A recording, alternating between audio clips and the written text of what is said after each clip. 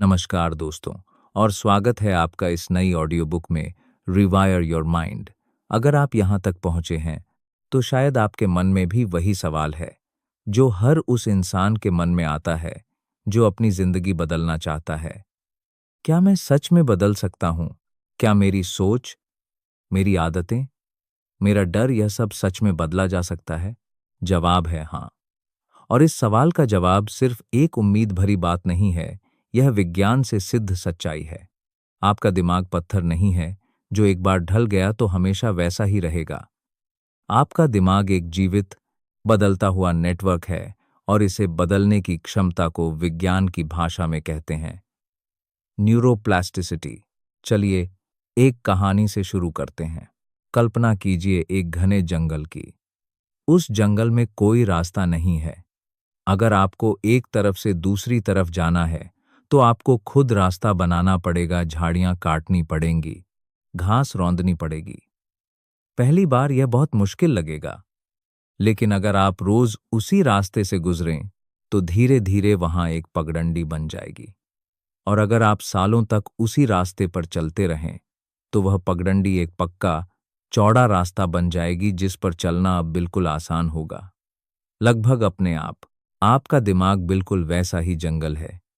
हर विचार, हर आदत, हर प्रतिक्रिया जो आप बार बार दोहराते हैं, वह आपके दिमाग में एक न्यूरल पाथवे यानी एक तंत्रिका मार्ग बनाती है। जितनी बार आप उस विचार को दोहराते हैं, वह रास्ता उतना ही मजबूत होता जाता है। यही कारण है कि गुस्सा करना, चिंता करना, खुद को कमजोर समझना, ये सब आदतें इतनी ऑटोमैटिक लगती हैं, क्योंकि आपने बरसों तक वही रास्ता इस्तेमाल किया है। लेकिन यहाँ अच्छी खबर है, अगर आप एक पुराना, नुकसानदायक रास्ता बंद कर सकते हैं और उसकी जगह एक नया, सेहतमंद रास्ता बना सकते हैं। यह न कोई जादू है, न कोई फिलॉसफी, यह न्यूरोसाइंस है। कुछ दशक पहले तक वैज्ञानिक मानते थे कि इंसान का दिमाग एक निश्चित उम्र के बाद बदल नहीं सकता। बचपन में यह विकसित होता है और फिर सेट हो जाता है, जैसे गीली मिट्टी सूखकर पत्थर बन जाए। लेकिन आधुनिक शोध ने इस धारणा को पूरी तरह गलत साबित कर दिया। हार्वर्ड मेडिकल स्कूल और कई दूसरी संस्थाओं की रिसर्च ने दिखाया कि हमारा दिमाग, चाहे हम 8 साल के हों या 80 साल के, लगातार नए न्यूरल कनेक्शन बना सकता है, पुराने कनेक्शन को कमजोर कर सकता है और खुद को नए सिरे से वायर कर सकता है। एक मशहूर अध्ययन में लंदन के टैक्सी ड्राइवरों पर रिसर्च की गई। लंदन की सड़कों का नक्शा इतना जटिल है कि टैक्सी ड्राइवरों को हजारों सड़कों को याद रखना पड़ता है।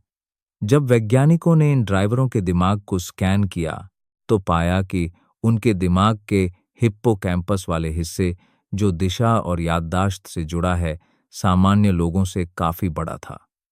और जितने साल वे ड्राइविंग करते रहे, यह हिस्सा उतना ही ज्यादा बढ़ता गया। यानी अभ्यास ने सच में उनके दिमाग की बनावट को बदल दिया।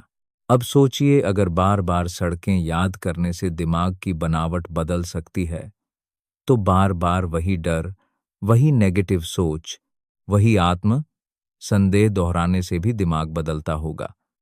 बस फर्क इतना है, वह बदलाव आपके खिलाफ काम कर रहा है, आपके पक्ष में नहीं। यहीं पर एक और जरूरी हिस्सा आता है जिसे कहते हैं रेटिकुलर एक्टिवेटिंग सिस्टम या रास। यह आपके दिमाग के तने में बैठा एक छोटा सा फिल्टर है, लेकिन इसका काम बहुत बड़ा है। हर सेकंड आपका दिमाग लाखों जानकारियों से घिरा रहता है, आवाजें, दृश्य, विचार, संवेदनाएं। अगर दिमाग हर चीज पर ध्यान देने लगे तो वह ओवरलोड हो जाएगा। इसलिए रास तय करता है कि किस जानकारी को जरूरी मानकर आपके होश में आने देना है और किसे नजरअंदाज कर देना है।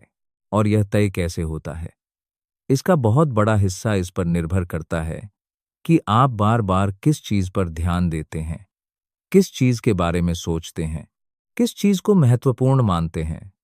अगर आप लगातार सोचते हैं, मेरी जिंदगी में कुछ अच्छा नहीं होता, तो आपका रास उन्हीं घटनाओं को उठाकर आपके सामने लाएगा जो इस विश्वास को सही साबित करती हों, और बाकी सब कुछ नजरअंदाज कर देगा।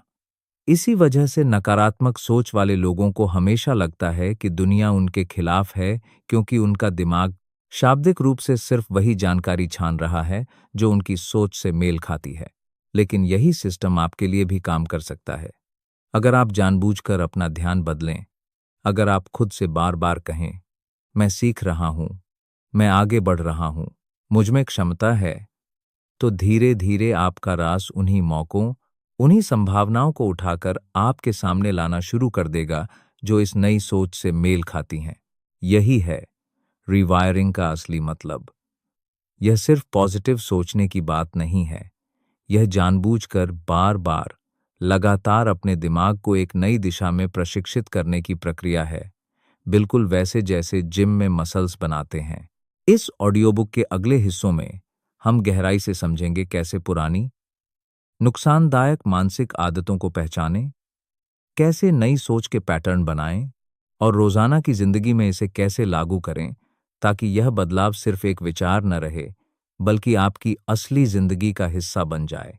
पिछले हिस्से में हमने समझा कि आपका दिमाग बदल सकता है न्यूरोप्लास्टिसिटी और रास की मदद से, लेकिन बदलाव की शुरुआत हमेशा एक जगह से होती है, पहचान से। जब तक आप यह नहीं पहचानते कि आपके दिमाग में कौन से पुराने घिसे पिटे रास्ते बार बार इस्तेमाल हो रहे हैं, तब तक आप उन्हें बदल नहीं सकते। तो चलिए आज बात करते हैं आपके दिमाग के उन डिफ़ॉल्ट रास्तों की, जो शायद आपको खुद भी नजर नहीं आते।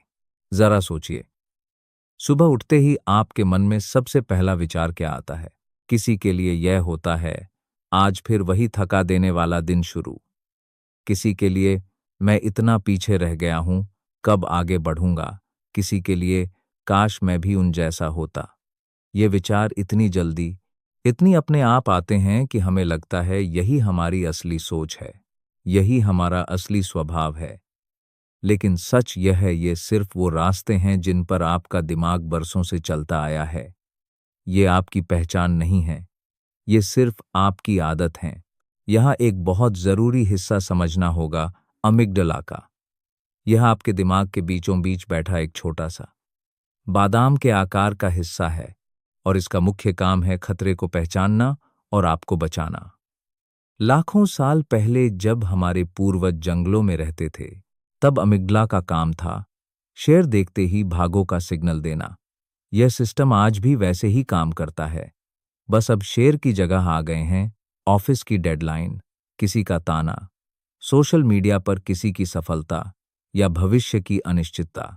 जब अमिगडला किसी चीज को खतरा मान लेता है, तो वह आपके दिमाग के सोचने समझने वाले हिस्से प्रीफ्रंटल कॉर्टेक्स को कुछ समय के लिए दरकिनार कर देता है और आपको तुरंत बिना सोचे समझे प्रतिक्रिया देने पर मजबूर करता है।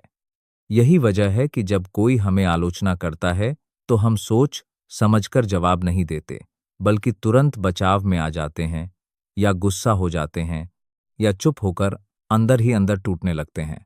अब यहाँ सबसे जरूरी बात, बार बार यह प्रतिक्रिया देने से आपका दिमाग इसे और मजबूत बनाता जाता है। हर बार जब आप बिना सोचे रिएक्ट करते हैं, वह न्यूरल रास्ता और गहरा होता जाता है। इसीलिए कुछ लोगों को हर छोटी बात पर गुस्सा आ जाता है। कुछ लोग हर असफलता को अपनी पूरी पहचान से जोड़ लेते हैं। यह कोई कमजोरी नहीं है, यह सिर्फ एक ओवर प्रैक्टिस्ड पैटर्न है। तो पहला कदम है जागरूकता। मनोविज्ञान में इसे कहते हैं सेल्फ ऑब्जर्वेशन। जब भी आपके अंदर कोई तीव्र भावना उठे, गुस्सा, डर, शर्म, ईर्ष्या, उस पल में खुद से एक सवाल पूछिए, क्या यह सच में इतना बड़ा खतरा है, या मेरा अमिगडला पुरानी आदत से रिएक्ट कर रहा है? यह छोटा सा ठहराव बस 2-3 सेकंड का बहुत शक्तिशाली है।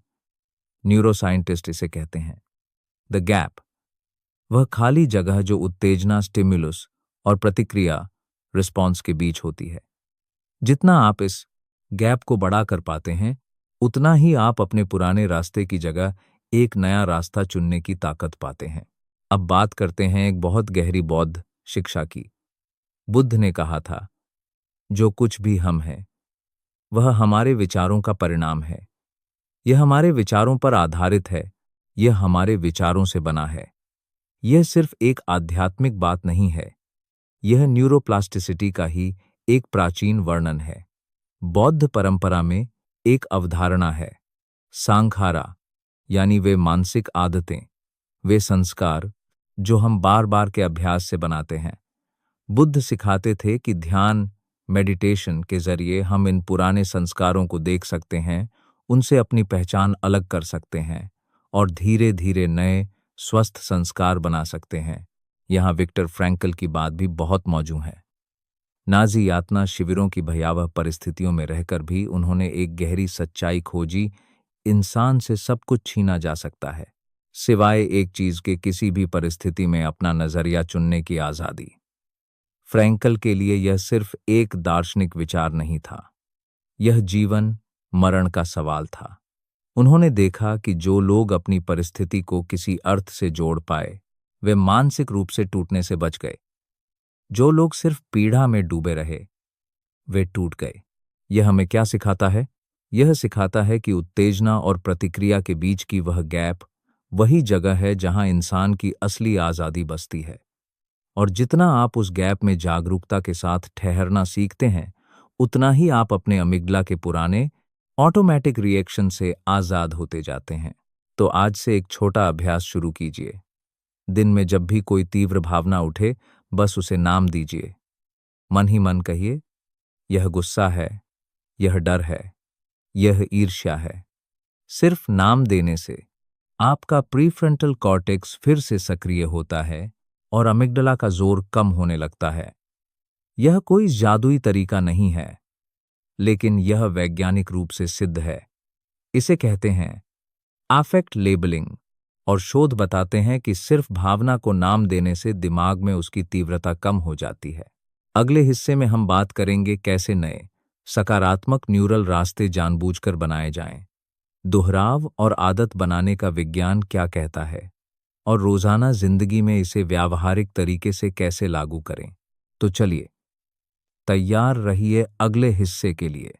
पिछले हिस्से में हमने सीखा कि कैसे पहचानें कि हमारे दिमाग में कौन से पुराने रास्ते बार बार चल रहे हैं और कैसे उस गैप में ठहरकर अमिग्डला के ऑटोमेटिक रिएक्शन से आजाद हो सकते हैं।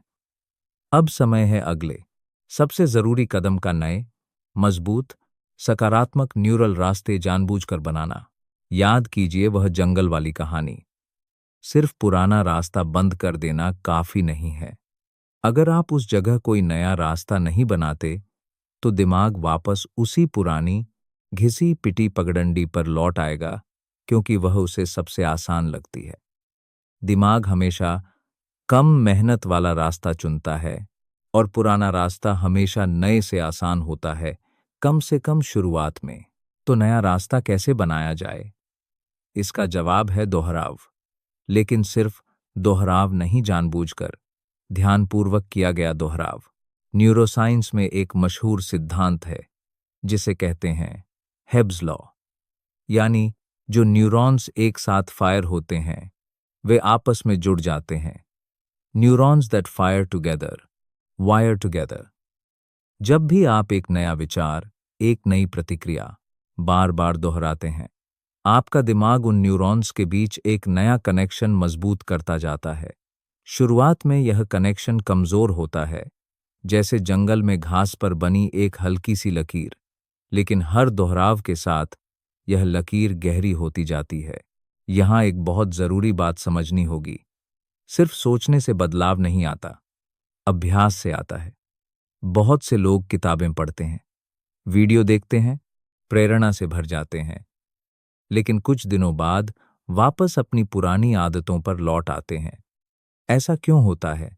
क्योंकि प्रेरणा एक भावना है जो आती जाती रहती है, लेकिन नया न्यूरल रास्ता सिर्फ लगातार व्यावहारिक दोहराव से बनता है, चाहे मन हो या न हो।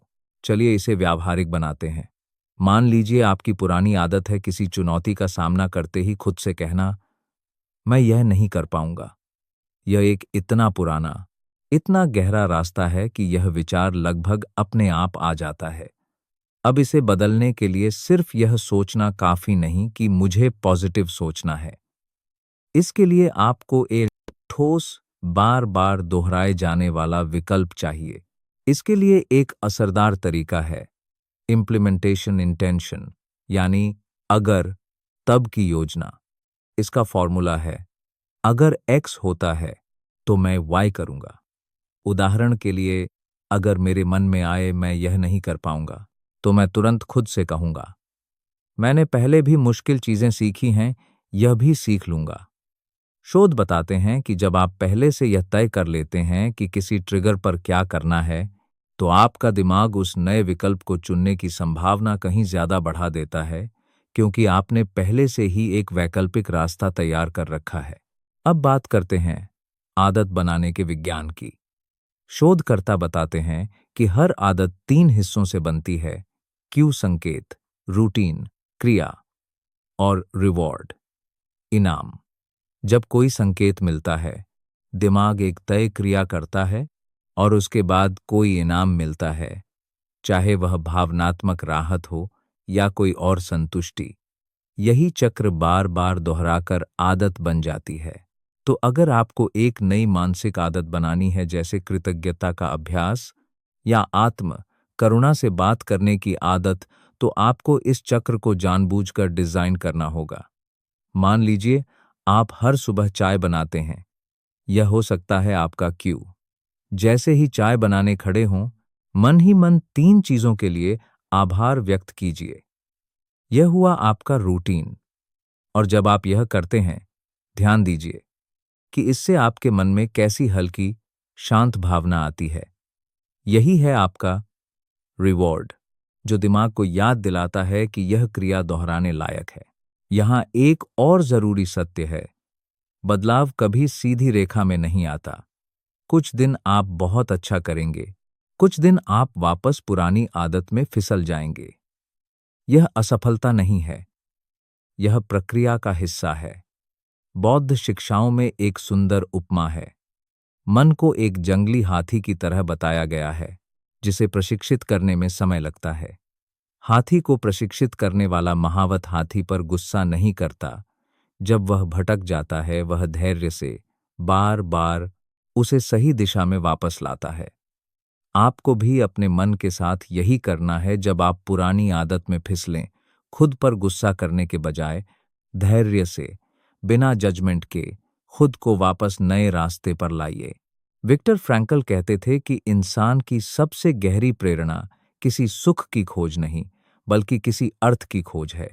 जब आप अपने मानसिक बदलाव को सिर्फ अच्छा महसूस करने के लिए नहीं, बल्कि किसी गहरे उद्देश्य से जोड़ते हैं, जैसे मैं यह इसलिए कर रहा हूं ताकि मैं अपने बच्चों के लिए एक बेहतर उदाहरण बन सकूं, या ताकि मैं अपनी पूरी क्षमता तक पहुंच सकूं, तो यह प्रेरणा कहीं ज्यादा टिकाऊ बनती है। सिर्फ भावना पर आधारित प्रेरणा जल्दी बुझ जाती है, लेकिन अर्थ पर आधारित प्रेरणा गहरी जड़ें जमाती है। तो आज से यह अभ्यास शुरू कीजिए। एक पुरानी सोच की पहचान कीजिए जिसे आप बदलना चाहते हैं।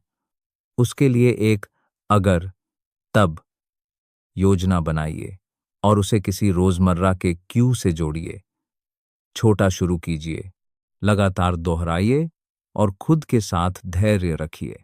अगले और आखिरी हिस्से में हम बात करेंगे कैसे इस पूरे बदलाव को एक स्थायी दिनचर्या में ढालें, कैसे असफलताओं के बावजूद निरंतरता बनाए रखें, और कैसे यह सब मिलकर आपकी पूरी पहचान को नए सिरे से गढ़ सकता है।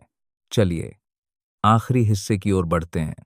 पिछले 3 हिस्सों में हमने एक लंबा सफर तय किया है।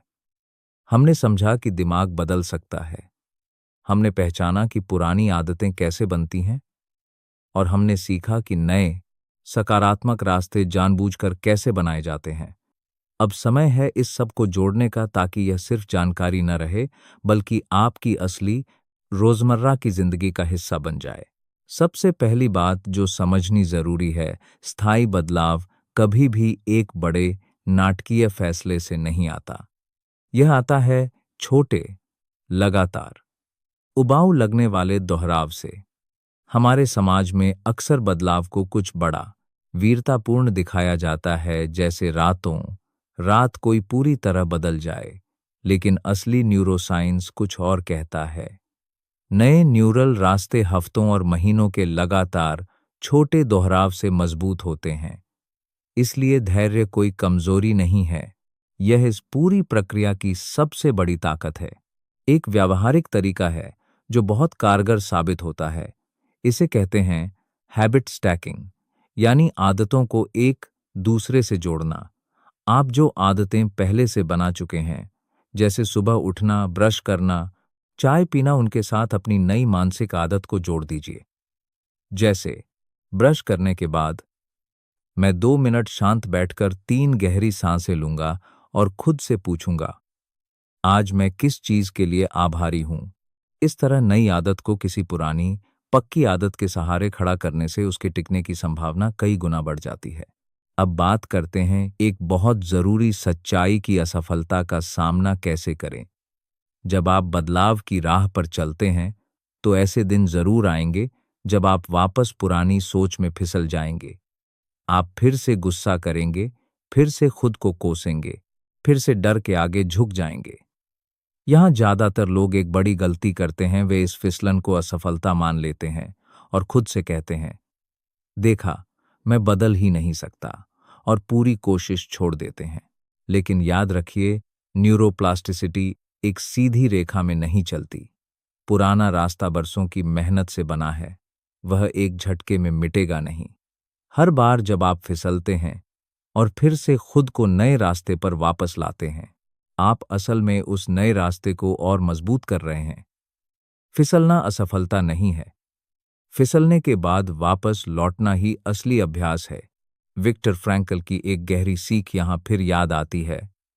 उन्होंने कहा था कि जब हम किसी परिस्थिति को बदल नहीं सकते तो हमारे सामने खुद को बदलने की चुनौती आती है। यह सिद्धांत आपकी अपनी मानसिक आदतों पर भी लागू होता है। आप शायद अपने पुराने पैटर्न को एक झटके में मिटा नहीं सकते, लेकिन आप हर पल यह जरूर चुन सकते हैं कि आप उसके साथ कैसे पेश आएं। बौद्ध परंपरा में एक और गहरी शिक्षा है, अनित्य, यानी हर चीज अस्थायी है। आपके पुराने डर, पुरानी मान्यताएं, पुराना आत्म संदेह, ये सब कोई स्थायी सच्चाई नहीं है। ये सिर्फ मानसिक आदतें हैं जो समय के साथ बनी हैं और समय के साथ ही बदली भी जा सकती हैं। जिस पल आप यह गहराई से समझ लेते हैं कि मैं अपने विचार नहीं हूं, मैं अपनी आदतें नहीं हूं, मैं उनसे कहीं बड़ा हूं, उसी पल आपके अंदर बदलाव की असली शक्ति जाग उठती है।